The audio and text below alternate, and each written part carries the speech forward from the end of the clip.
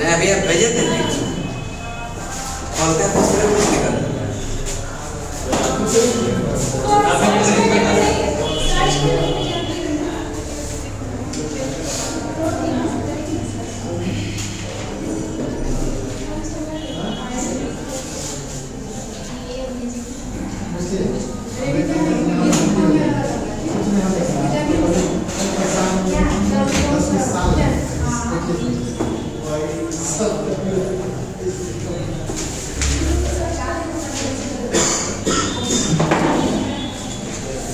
चले कहाँ तक हुआ था बताइए तो मानचित्र हो गया था सुमरेना सुंदरा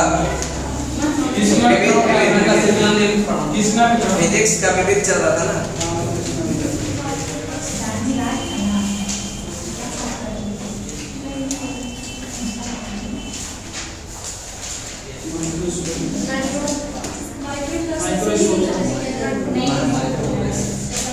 माइक्रो प्रोसेसर नहीं ना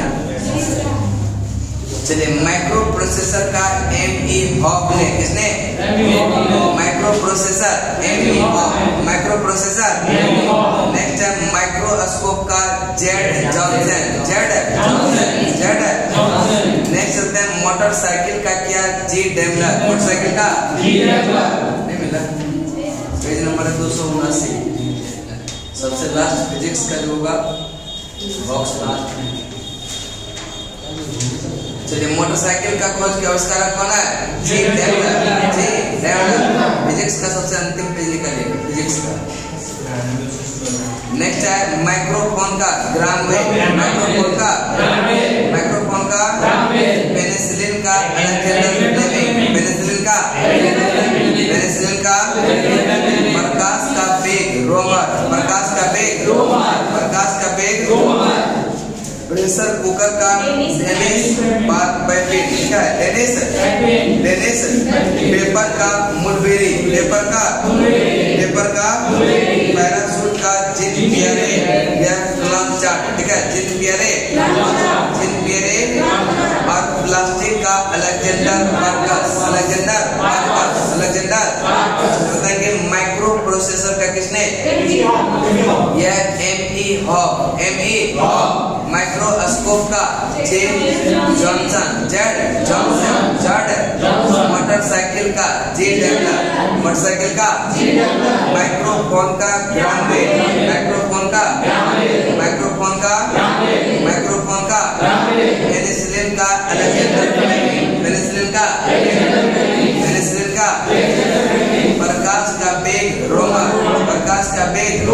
प्रकाश का वेग रोमर प्रेशर कुकर डेनिस पेपर का मुलबेरी पेपर का और पैराशूट का जिन पियरे और प्लास्टिक का अलेक्जेंडर नेक्स्ट चलते हैं आपका आगे यह प्रोपेलर का फ्रांसिस स्मिथ ठीक है प्रोपेलर का किसने प्रिंटिंग प्रेस का जॉन गुटेनबर्ग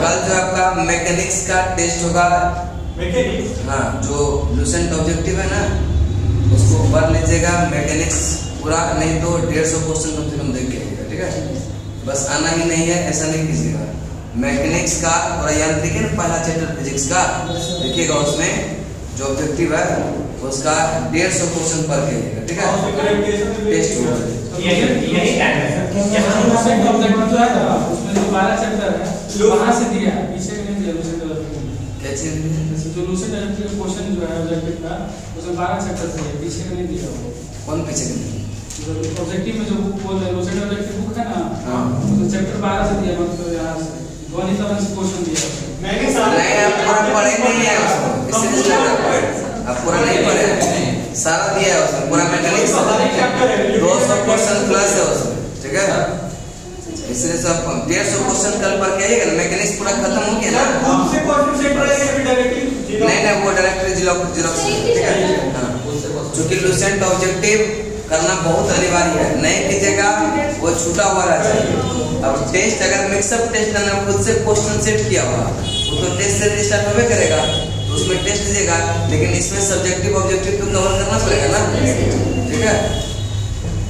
चल नेक्स्ट है printing press, John Gutenberg. Printing press एक बार रिपीट बताएंगे। Microprocessor ME microscope Z motorcycle G tractor motorcycle microphone penicillin का अलेक्जेंडर फ्लेमिंग पेनिसिलिन का प्रकाश का बेग pressure cooker Denis baby next है पेपर मुलबेरी नेक्स्ट है पैराशूट जिन पियरे और प्लास्टिक का अलेक्जेंडर और प्रोपेलर यह फ्रांसिस प्रिंटिंग प्रेस का जॉन गुटेनबर्ग। चलिए कहाँ तक हुआ था फिजिक्स देखिए।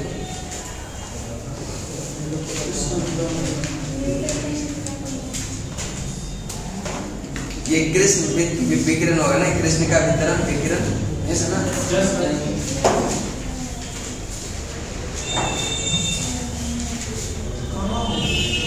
पेज नंबर है 261 नहीं है उसमें इसमें कुछ है नहीं, बस थोड़ा सा देख लेते हैं इसको। चलो बताएंगे जब किसी ठोस या पदार्थ को गर्म किया जाता है तब उससे विस्तृत परास वाले तरंगदैर्घ्य के विकिरण उत्सर्जित होता है।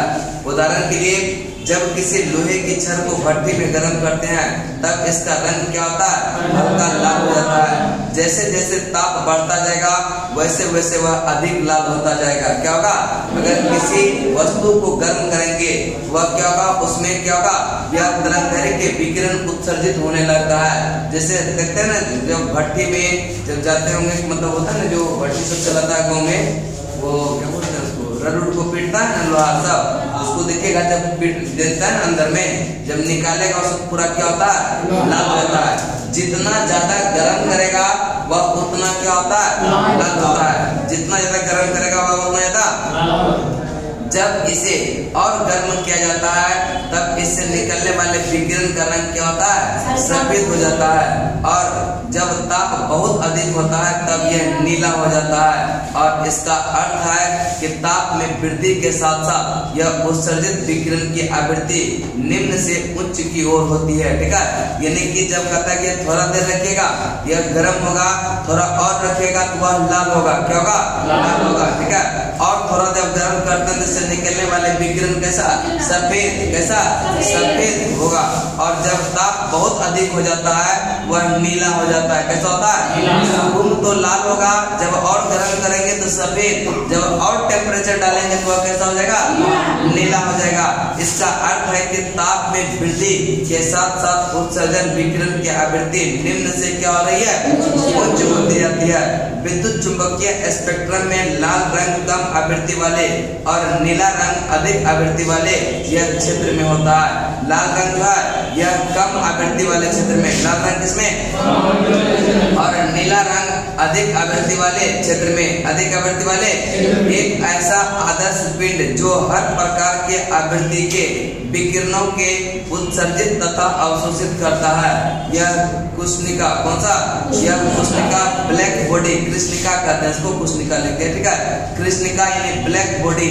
और इस पिंड में उत्सर्जित विकिरण को क्या कहते हैं, यह कृष्णिका विकिरण, कृष्णिका। कि विद्युत चुंबकीय स्पेक्ट्रम में लाल रंग कम आवृत्ति वाले, लाल रंग कम आवृत्ति वाले और नीला रंग अधिक आवृत्ति वाले क्षेत्र में होता है।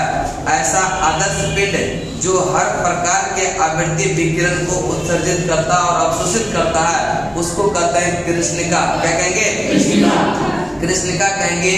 और इस पिंड में उत्सर्जित विकिरण को जो उसको क्या कहेंगे, यह कृष्णिका विकिरण क्या कहेंगे, कृष्णिका से उत्सर्जित यह विकिरण यथार्थ यह आवृत्ति वितरण उसके जो है ताप पर निर्भर करता है।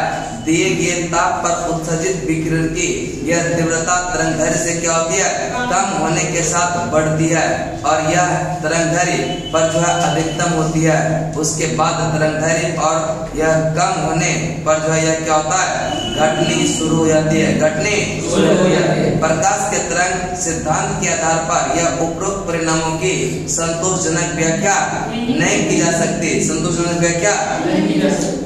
और मैक्स प्लैंक ने इसके लिए सुझाया कि परमाणु और अणु केवल जो है यह विविध मात्राओं में ऊर्जा उत्सर्जित करते हैं, न कि अनवरत रूप में जैसे पहले माना जाता था। और विद्युत चुंबकीय विकिरण के रूप में ऊर्जा जिस न्यूनतम मात्रा का उत्सर्जन होता है उसे कहते हैं क्या, यह प्लैंक द्वारा क्वांटम नाम दिया गया। क्या नाम दिया गया, क्वांटम। और विकिरण के जो है एक क्वांटम ऊर्जा को E और आवृत्ति भी यह न्यू कहते हैं इसको, ठीक है। यह क्या होता है, समानुपातिक, E इक्वल टू होता है H nu, E equal to H nu क्या कहते हैं, न्यू, ठीक है। हाँ, अब क्रय के अनुपातिक स्थिरांक या H को प्लैंक स्थिरांक कहा जाता है और इसका मान जो होता है वह कितना 6.626 into 10⁻³ joule second, joule second. Next होते हैं न्यूटन का शीतलन नियम। न्यूटन का शीतलन नियम कि समान अवस्था रहने पर विकिरण द्वारा किसी वस्तु के ठंडे होने की दर वस्तु तथा उसके चारों ओर के माध्यम के तापांतर के क्या होता है, अनुक्रमानुपाती होता है, अनुक्रमानुपाती। अतः वस्तु जैसे जैसे ठंडी होती जाएगी उसके ठंडा होने की दर को क्या होगा, यह कम होते जाएगा। उसके बाद है किरचॉफ्स लॉ, कौन सा, इसके अनुसार अच्छे अवशोषक ही अच्छे उत्सर्जक होते हैं।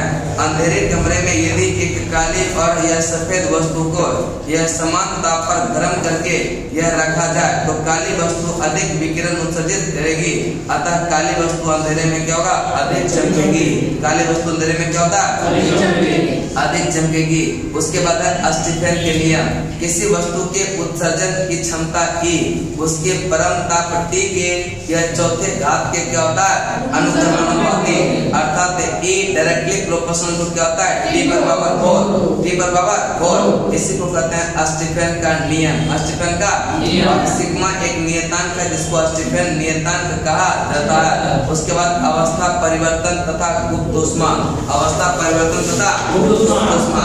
कि पहला कौन सा है, न्यूटन का शीतलन नियम। न्यूटन का कि समान अवस्था रहने पर विकिरण द्वारा किसी वस्तु के ठंडे होने की दर वस्तु उसके चारों ओर के माध्यम के तापांतर के क्या होता है, माध्यम के तापांतर के अनुक्रमानुपाती होता है।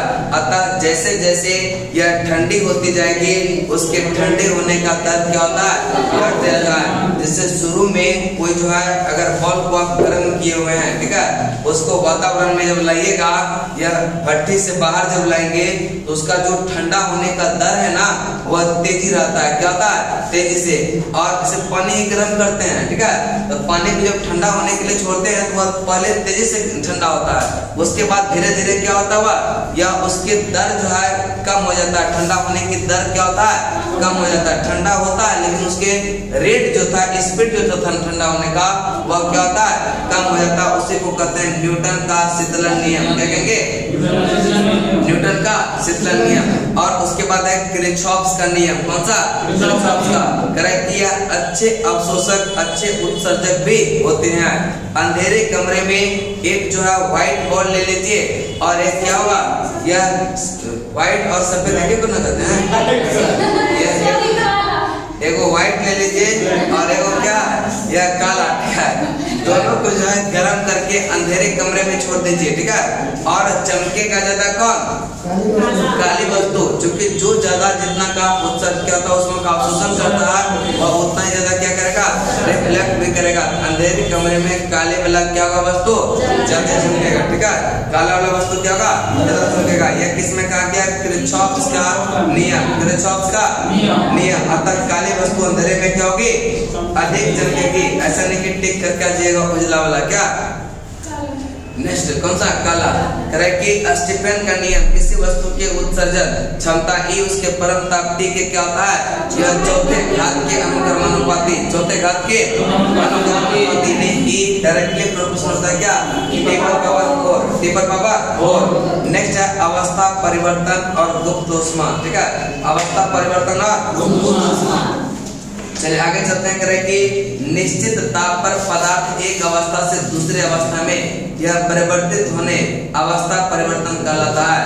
अवस्था परिवर्तन में पदार्थ का ताप नहीं बदलता, ताप नहीं बदलता। त्रिक बिंदु करें कि वह बिंदु जिस पर तीनों अवस्था ठोस तरल एवं गैस तीनों एक साथ पाए जाते हैं तो क्या कहते हैं यह त्रिक बिंदु, क्या कहेंगे त्रिक बिंदु कहते हैं। उसके बाद है गलनांक, कौन सा करें कि निश्चित ताप पर ठोस द्रव में यह बदलना गलन कहलाता है और इस निश्चित ताप पर ठोस का गलन कहते हैं, क्या कहते हैं गलन कहते हैं। और उसके बाद है हिमांक, कौन सा निश्चित ताप पर द्रव का ठोस में बदलना हिमीकरण कहलाता है और इस निश्चित ताप को द्रव का क्या कहते हैं हिमांक कहते हैं। प्रायः गलनांक एवं हिमांक बराबर होता है। प्रायः गलनांक और हिमांक क्या होता है जो पदार्थ ठोस में ठोस से द्रव में बदलने पर सिकुड़ते हैं और उसका जो है गलनांक दाब बढ़ने पर क्या होता है घटता है, तथा जो पदार्थ यह ठोस में से द्रव में बदलने पर फैलता है उसका गलनांक जो है दाब बढ़ने से क्या होता है अशुद्धि मिलाने से यह गलनांक क्या होता है घटता है। जैसे कि बर्फ में नमक मिलाएंगे यह गलनांक घटना का मतलब होता है उसका गलने का दर क्या होता है कम हो जाता है। यानी बर्फ को देखते हैं आइसक्रीम सब वाला जो है वह क्या करता है नमक मिला के रखता है ना ताकि वह देर से गले, क्या हो देर से गले। नेक्स्ट होते हैं क्वथनांक, ठीक है बॉइलिंग पॉइंट जिसको कहते हैं। निश्चित ताप पर द्रव का वाष्प में बदलना यह क्या कहलाता है वाष्पन कहलाता है और इस निश्चित ताप को द्रव का क्या कहलाता है क्वथनांक। उसके बाद है संघनन, कौन सा निश्चित ताप पर वाष्प का द्रव में बदलना कहलाता है क्या संघनन। प्रायः क्वथनांक और संघनन ताप क्या होता है समान। ताप बढ़ने पर क्वथनांक बढ़ता है और ताप घटने पर क्वथनांक भी। प्रेशर कुकर में ताप बढ़ने पर जल का क्वथनांक बढ़ जाता है, जल क्वथनांक क्या होगा और जिससे कि जल की गुप्त ऊष्मा का मान भी बढ़ जाता है फलस्वरूप खाना क्या होता है जल्दी पक जाता है। इसके विपरीत बाहर पर जब ताप कम होने के कारण क्वथनांक क्या होता है घट जाता है और इसीलिए खाना क्या होता है देरी से पकता है। अशुद्धि मिलाने पर द्रव का क्वथनांक क्या होता है बढ़ जाता है। उसके बाद है गुप्त ऊष्मा, पहले यहाँ तक देखते हैं उसके बाद गुप्त ऊष्मा चलेंगे, ठीक है। करें कि निश्चित ताप पर यह पदार्थ की एक अवस्था से यह दूसरे अवस्था में परिवर्तन ये क्या कहलाता है अवस्था परिवर्तन। जैसे पानी है, पानी को अगर जमा देंगे तो वह क्या होगा बर्फ हो जाएगा, यानी कि पानी से बर्फ में बदला। यह बर्फ है उसको गला देंगे तो क्या हो जाएगा पानी बन जाएगा।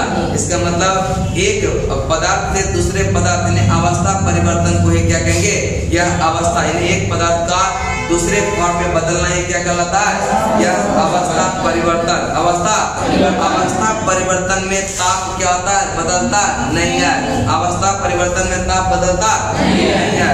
वह बिंदु जिस पर तीनों अवस्था ठोस तरल एवं गैस तीनों एक साथ पाई जाती है उसको कहते हैं त्रिक बिंदु, क्या कहेंगे करें कि वह बिंदु जिस पर तीनों अवस्था ठोस तरल एवं गैस तीनों एक साथ पाई जाते हैं कहलाता है निश्चित ताप पर ठोस का द्रव में बदलना कहलाता है गलन, क्या कहलाता है गलन। करें कि निश्चित ताप पर ठोस का द्रव में बदलना, जैसे अब मान लीजिएगा निश्चित ताप पर ठोस का द्रव में बदलना, जैसे लोहा को भी गर्म करेंगे हम तो लोहा को भी ज्यादा गर्म करेंगे तो एक ऐसा पॉइंट आएगा जो लोहा क्या होगा गलना स्टार्ट हो जाएगा। यह कोई निश्चित ताप होगा ना उसी को क्या कहते हैं गलन। जैसे बर्फ है, ठीक है तो बर्फ का टुकड़ा है अगर मान लीजिए उसका 0 डिग्री से वह क्या होता है गलना स्टार्ट होता है ना, यह ठोस है और यह क्या होता है यह तरल में बदलने लगता है। इसका मतलब 0 डिग्री सेल्सियस होता है ना, यानी कि यहाँ जो 0 डिग्री सेल्सियस है वह क्या होता है, गलन बिंदु है। क्या होता है, गलन होता है। यानी कि निश्चित ताप पर ठोस का द्रव में बदलना क्या कहलाता है, गलन। निश्चित ताप हुआ कौन सा हुआ, 0 हुआ। जैसे 0 हुआ वह बर्फ में क्या होगा, पानी में बदलना स्टार्ट हो गया। ठीक है, यहाँ पर गलन क्या हो गया, गलन का टेम्परेचर कितना, यह 0 डिग्री, उसको कहते हैं गलन। क्या कहेंगे, और निश्चित ताप को ठोस का गलनांक कहलाता है। ठीक है, निश्चित ताप को ठोस का क्या कहलाता है, गलनांक कहलाता है। और निश्चित ताप पर द्रव का ठोस में बदलना, जैसे अब पानी है, ठीक है, यह द्रव है, पानी है, तो कुछ न कुछ ऐसा पॉइंट आया होगा, कोई न कोई ऐसा टेम्परेचर आएगा जहां से वह ठोस में बदलना क्या होगा, बर्फ जमना स्टार्ट हो जाएगा। यह भी क्या होता है, 0 डिग्री पर ही क्या होता है, यह बर्फ बदलना स्टार्ट होता है। अगर गलना स्टार्ट करेगा वह भी 0 डिग्री पर, और अगर यह क्या होगा, जमना स्टार्ट होगा तो भी 0 डिग्री पर। इसीलिए से कह रहा है कि यह गलनांक और हिमांक दोनों क्या होता है, यह सेम होता है। ठीक है, वस्तु का प्राय जो है गलनांक और हिमांक बिंदु क्या होता है, यानी कि जिस टेम्परेचर से यह गलना स्टार्ट होता है उसको कहते हैं गलनांक। क्या कहेंगे, और जिस टेम्परेचर से जमना स्टार्ट होता है उसको कहते हैं क्या, हिमांक बिंदु। क्या कहेंगे, हिमांक बिंदु, फ्रीजिंग पॉइंट कहेंगे। नेक्स्ट, जो पदार्थ ठोस से द्रव में बदलने पर सिकुड़ता है उसका जो है बर्फ, यह गलनांक दाब बढ़ने पर क्या होता है, जो पदार्थ ठोस से द्रव में बदलने पर सिकुड़ता है, जैसे बर्फ है, जैसे बर्फ जो है अगर बर्फ को गलाएंगे यह सिकुड़ेगा। क्या होगा, सिकुड़ेगा। जैसे बर्फ को पानी में बदलेंगे तो उसका क्या होगा, आयतन घटता है, वह सिकुड़ता है। क्या होता है, सिकुड़ता है। तब कह रहा है कि उसमें गलनांक जो है दाब बढ़ाने पर क्या होता है, घटेगा। गलनांक जो है दाब बढ़ने पर क्या होगा, जैसे देखते हैं ना ठंडा सब के दिन में पाइप में जब पानी जम जाता है तो पाइप फट जाता है। इसका मतलब जमने पर उसका आयतन बढ़ता है और गलने पर उसका आयतन क्या होता है, घट जाता है। जिस भी पदार्थ का यह ठोस से द्रव में बदलने पर यह आयतन घटता है, यह सिकुड़ता है, तो उसमें क्या होगा, यह गलनांक, उसका गलनांक दाब यह बढ़ने पर क्या होता है, घटेगा, यह घटेगा। क्या होगा, और जो ठोस से द्रव में बदलने पर फैलता है और उसका गलनांक दाब बढ़ने पर क्या होता है, यह बढ़ता है। जैसे घी हो गया, मोम हो गया, ये सब क्या होता है, यह ठोस से यह द्रव में बदलने पर वह फैलता है। क्या होता है, फैलता है, और उसका दाब बढ़ने पर क्या होता है, बढ़ता है। और अशुद्धि मिलाने पर, जैसे बर्फ में नमक मिलाएंगे तो गलनांक क्या होगा, घटेगा। क्या होगा, अशुद्धि मिलाने पर, यह बर्फ में जैसे नमक मिलाएंगे क्या होगा, गलनांक। तो एक बार इसको रिपीट करते हैं, बताएंगे निश्चित ताप पर पदार्थ का एक अवस्था से दूसरी अवस्था में परिवर्तित होना, यह अवस्था परिवर्तन कहलाता है। क्या कहलाता है, और अवस्था परिवर्तन में ताप बदलता है क्या, ताप नहीं बदलता। वह बिंदु जिस पर यह 3 अवस्था, देखिए अवस्था परिवर्तन का मतलब होगा ताप नहीं बदलेगा। कहने का मतलब इसका समझे, जैसे बर्फ गलना स्टार्ट होता है 0 डिग्री सेल्सियस पर, पता है ना, यह तब तक जो है टेम्परेचर उसका बदल देगा नहीं, तब तक वह 0 डिग्री पर ही रहेगा जब तक कि पूरा बर्फ पानी नहीं हो जाए। जब पानी हो जाएगा तब फिर उसका टेम्परेचर क्या होगा, चेंज होने लगेगा। ऐसे तब तक वह टेम्परेचर क्या होगा, वह बदलता नहीं है जब तक कि वह पूरी अवस्था परिवर्तित न हो जाए। ठीक है, इसीलिए कहता है कि अवस्था परिवर्तन में ताप में क्या होता है, नहीं बदलता है, जो टेम्परेचर है उतना ही रहेगा। जब पूरा अवस्था परिवर्तन हो जाएगा तब उसमें टेम्परेचर में चेंज हो सकता है। वह बिंदु जिस पर तीनों अवस्था ठोस, तरल एवं गैस तीनों अवस्था एक साथ पाई जाती है कहलाता है कौन सा, यह त्रिक बिंदु। क्या कहलाता है, निश्चित ताप पर ठोस का द्रव में बदलना कहलाता है गलन। क्या कहलाता है, अरे निश्चित ताप पर यह द्रव का ठोस में बदलना कहलाता है क्या, यह हिमीकरण कहलाता है। क्या कहलाता है, और जिस ताप पर द्रव ठोस में बदलता है उसे कहते हैं क्या, हिमांक। क्या कहेंगे, प्राय गलनांक और हिमांक क्या होता है, बताएं गलनांक और हिमांक प्राय क्या होता है, जो पदार्थ ठोस से द्रव में बदलने पर सिकुड़ता है उसका गलनांक दाब बढ़ने पर क्या होता है, घटता है। क्या होता है, घटता है। जैसे कि बर्फ हो गया, जो पदार्थ ठोस से द्रव में बदलने पर फैलता है उसका गलनांक दाब बढ़ने पर क्या होगा, यह क्या होगा, और अशुद्धि मिलाने से यह गलनांक क्या होता है, यह घटता है। गलनांक क्या होता है। उसके बाद है बॉइलिंग पॉइंट। कौन सा? Boiling point. करे कि निश्चित ताप पर द्रव का वाष्प में बदलना वाष्पन कहलाता है। निश्चित ताप पर यह द्रव का वाष्प में बदलना। अब जब द्रव में यह हीट देंगे तो एक पॉइंट ऐसा आएगा जो क्या होगा, वह वाष्प बनने लगेगा ना, तो उसी को क्या कहते हैं, क्वथनांक कहेंगे। क्या कहेंगे? क्वथनांक कहेंगे और बॉइलिंग पॉइंट कहेंगे। ठीक है। और निश्चित बिंदु पर जो है यह वाष्प का द्रव में यह बदलना। अब देखिए जब इसको बहुत ज्यादा अगर इसमें जो है अगर हीट दिया जाएगा, ठीक है, इसमें अगर हीट दिया जाएगा यह क्या होगा, यह वाष्प में बदलेगा। ठीक है ना, वाष्प में पूरा गैस में बदलेगा। ठीक है। और गैस को पुनः जब संघनित करेंगे यह क्या होगा, वाटर में बदलेगा कि नहीं? यह गैस है। ठीक है, गैस, और इसको जब संघनित करेंगे तो यह क्या होगा, वाटर में बदलेगा कि नहीं? यानी कि जब इसमें बहुत ज्यादा टेम्परेचर दिया जाता है, जब 100 डिग्री सेल्सियस तापमान पर इस पानी को गर्म करेंगे, यहाँ से क्या होगा, पानी से गैस में, पानी से गैस में, यानी कि वाष्प में बदल गया। और वाष्प को पुनः अगर संघनित करेंगे वह पुनः क्या होगा, यह द्रव में। तो इस पॉइंट जहां से यह वाष्प बनना स्टार्ट हुआ उसको कहते हैं क्या, बॉइलिंग पॉइंट। क्या कहेंगे? Boiling point. और जो यह द्रव से यानी गैस से पुनः किस में, यह पानी में बदल रहा है, वह संघनन कहलाता है। क्या कहलाता है? संघनन कहलाता है। निश्चित ताप पर यह वाष्प का द्रव में बदलना क्या कहलाता है? यह कोई निश्चित ताप आया ही होगा ना, तब ने इसको संघनित करके गैस को क्या कर देगा, यह पानी में बदल देगा। तो उसको जो निश्चित ताप है उसको कहते हैं संघनन। क्या कहेंगे? करेंगे। प्रायः क्वथनांक एवं संघनन का ताप क्या होता है, समान होता है। क्वथनांक एवं यह संघनन का ताप प्रायः क्या होता है, संघनन होता है। यह क्या होता है, समान होता है। दाब बढ़ने पर क्वथनांक क्या होता है, दाब बढ़ने पर क्वथनांक क्या होगा, और दाब घटने पर क्वथनांक। प्रेशर कुकर में दाब बढ़ने पर जल का क्वथनांक भी क्या होता है, बढ़ जाता है। दाब बढ़ने पर क्वथनांक भी क्या होगा, और जिससे कि जल की गुप्त ऊष्मा का मान भी क्या होता है, बढ़ जाता है। फलस्वरूप खाना क्या होता है, जल्दी बन जाता है। पहाड़ों पर खाना देरी से बनता है, या पहाड़ों पर दाब कम होने के कारण क्वथनांक घट जाता है, इसीलिए खाना क्या होता है, देरी से बनता है। खाना क्या होता है, और अशुद्धि मिलाने से भी द्रव का क्वथनांक क्या होता है, बढ़ता है। अशुद्धि मिलाने से भी द्रव का क्वथनांक क्या होता है, यह बढ़ता है। क्या होता है? चलिए उसके बाद चलते हैं, क्या करें कि नियत ताप पर पदार्थ की अवस्था जिसमें जो है यह ऊष्मा की आवश्यकता होती है उसको क्या कहते हैं, गुप्त ऊष्मा कहते हैं। ठीक है, चल लेटेंट हीट देख लेते हैं। ठीक है, कि नियत ताप पर पदार्थ की अवस्था में परिवर्तन के लिए ऊष्मा की आवश्यकता होती है, इसे ही कहते हैं पदार्थ का गुप्त ऊष्मा। क्या कहेंगे, पदार्थ का गुप्त ऊष्मा। कि नियत ताप पर पदार्थ की आवश्यकता में परिवर्तन, ठीक है, पदार्थ की अवस्था में परिवर्तन के लिए जो आवश्यक या ऊष्मा होती है उसे क्या कहते हैं, गुप्त ऊष्मा कहते हैं। गलन का गुप्त ऊष्मा नियत ताप पर ठोस के एकांक द्रव्यमान को द्रव में बदलने के लिए आवश्यक ऊष्मा की मात्रा को यह ठोस की गलन का गुप्त ऊष्मा कहते हैं।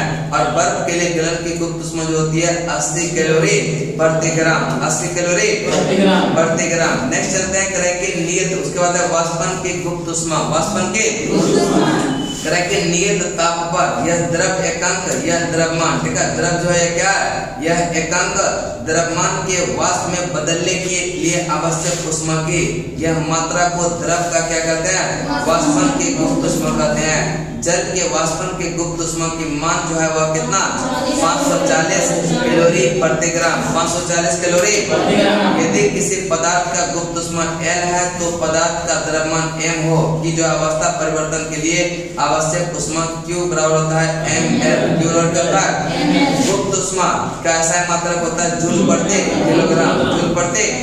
उबलते जल की अपेक्षा यह भाप से जलने पर जो है अधिक कष्ट होता है, क्योंकि यह भाप जल की अपेक्षा भाप की गुप्त ऊष्मा क्या होती है। नेक्स्ट 0 डिग्री सेल्सियस पर यह बर्फ पिघल जो है 0 डिग्री सेल्सियस पर बर्फ क्या होता है, पिघलती बर्फ में कुछ नमक या सोडा मिलाने से बर्फ क्या होता है, गलनांक 0 से बढ़कर क्या होता है, यह 0 से घटकर 22 तक कम हो जाता है। ऐसे मिश्रण को हिम मिश्रण कहते हैं। क्या कहेंगे? हिम मिश्रण या फ्रीजिंग मिक्सचर। और इस मिश्रण को यह उपयोगी कुल्फी, आइसक्रीम आदि बनाने में किया जाता है। उसके बाद आपका है वाष्पीकरण। द्रव के खुली सतहों में प्रत्येक ताप पर धीरे धीरे द्रव का अपने वाष्प में बदलना वाष्पीकरण कहलाता है। अथवा यह किसी द्रव उसके जो क्वथनांक से पूर्व यह उसके वाष्प में बदलने की प्रक्रिया यह वाष्पीकरण कहलाता है। और जब ऊष्मा या जब तापमान उच्च होता है तब जो है द्रव पृष्ठ क्षेत्रफल यह अधिक हो जाता है। तो द्रव के पृष्ठ क्षेत्रफल पृष्ठ से जो वाष्पीकरण तेजी हो जाएगा। ठीक है, तेजी होगी। यहाँ तक समझते हैं, परिस्थितक जो है कल करेंगे। ठीक है, देखिए सबसे पहले गुप्त ऊष्मा किसको कहते हैं? किसे करें कि नियत ताप पर पदार्थ की अवस्था में परिवर्तन के लिए जो आवश्यकता होती है उसे ही कहते हैं पदार्थ का गुप्त ऊष्मा।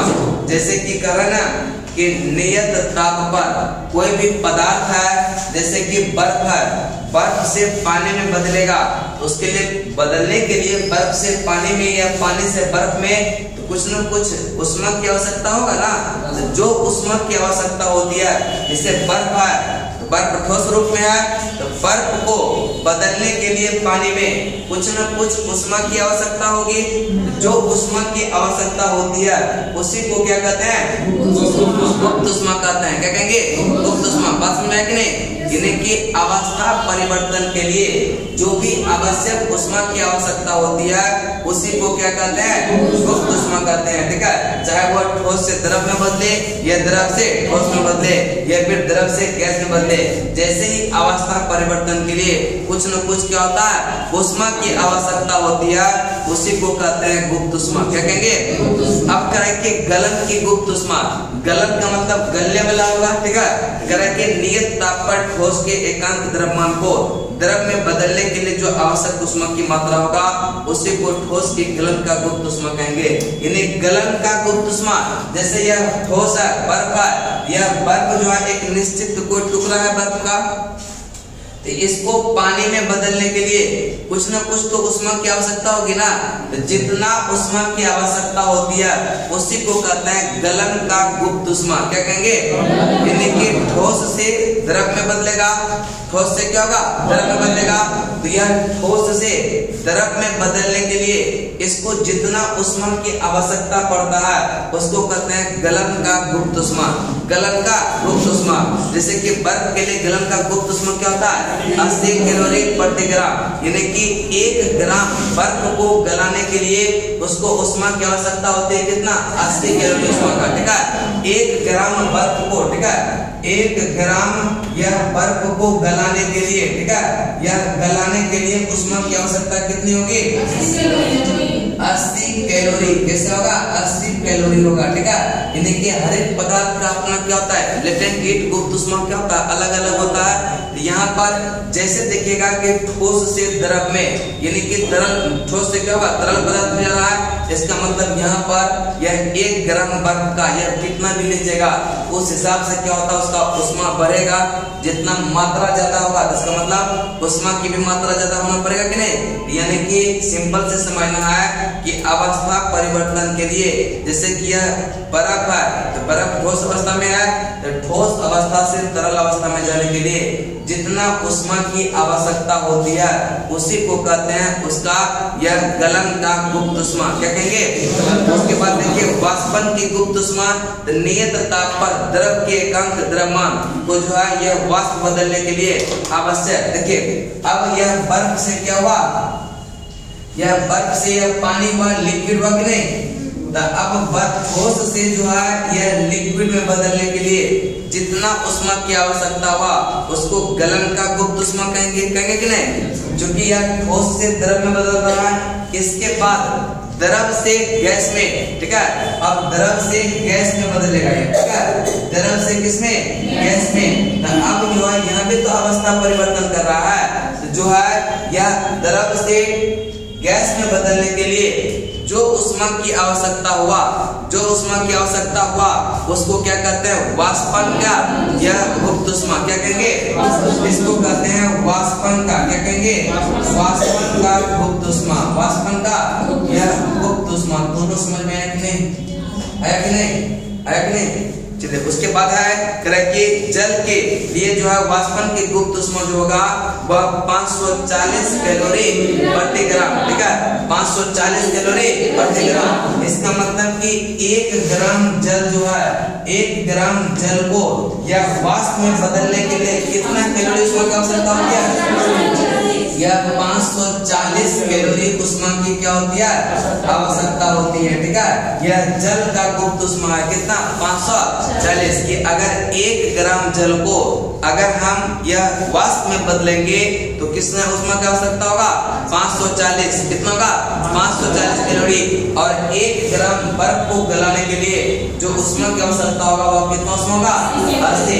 उसको कहते हैं बर्फ का गलन या गलन का गुप्त ऊष्मा, इसको कहते हैं वाष्पन का गुप्त ऊष्मा, वाष्पन का गुप्त ऊष्मा। बात समझ में आई कि नहीं? चलिए उसके बाद है यदि पदार्थ का गुप्त ऊष्मा L है और पदार्थ के m द्रव्यमान की अवस्था परिवर्तन के लिए आवश्यक ऊष्मा यह Q इक्वल होता है m into L, ठीक है। m या L तरह की गुप्त ऊष्मा कैसे मात्रक हो जाएगा? जूल प्रति किलोग्राम, जूल प्रति किलोग्राम। उसके बाद है उबलते जल की अपेक्षा भाप से करें कि उबलता हुआ जल से जितना यह जलने में कष्टकारक नहीं होता है उससे ज्यादा होता है भाप से, ठीक है। यह क्या कि उसका भाप का गुप्त ऊष्मा क्या होता है? ज्यादा होता है, इसलिए ज्यादा कष्टकारक होता है।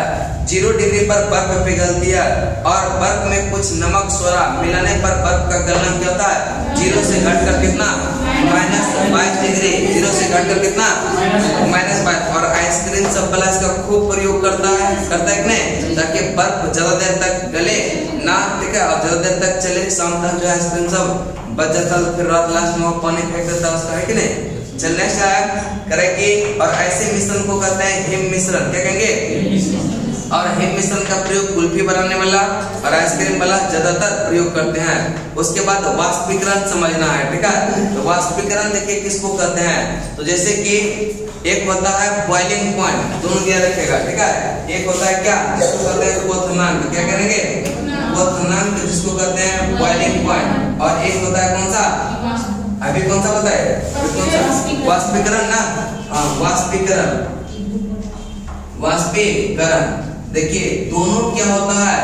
वाष्पीकरण का मतलब गैस होगा कि नहीं? वाष्पीकरण का मतलब गैस, क्वथनांक का मतलब भी गैस में बदलेगा कि नहीं?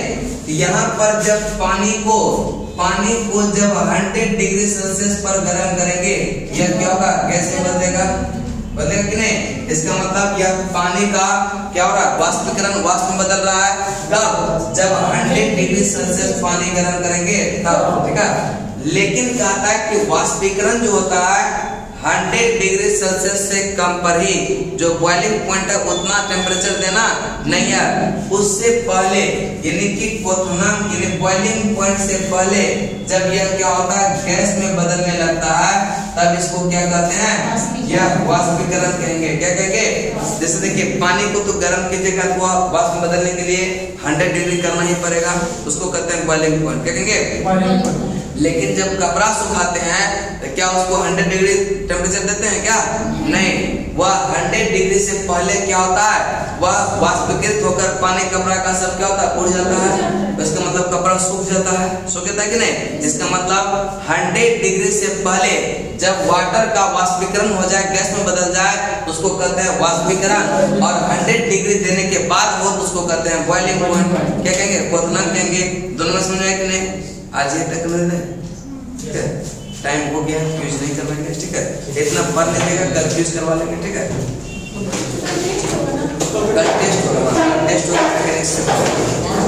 सब लोग पढ़ के आइएगा, क्योंकि मेरा उद्देश्य है वहाँ पे क्या? याद करवाना, ठीक है। और जब दोनों याद रहेगा ना, सब्जेक्टिव तो बना रहेगा, ऑब्जेक्टिव का सारा क्वेश्चन देख लीजिएगा, ठीक है। और आगे यहाँ टेस्ट देगा। अगर नहीं टेस्ट लेंगे ना तो ना पढ़िएगा और ना ही याद होगा। अभी तक पढ़े हैं क्या ऑब्जेक्टिव? जब बोले ही नहीं होगा, पढ़े हैं कोई? बहुत कम, पहले तो नहीं पढ़ते, 100% है। कहाँ तक पढ़े? पहले तो कल से टेस्ट सब क्या होगा? कंटिन्यू स्टार्ट हो जाएगा, ठीक है। क्वेश्चन या जेरॉक्स देंगे, टाइपिंग करने के लिए मैंने कौन कहा क्वेश्चन ऑब्जेक्टिव क्वेश्चन सर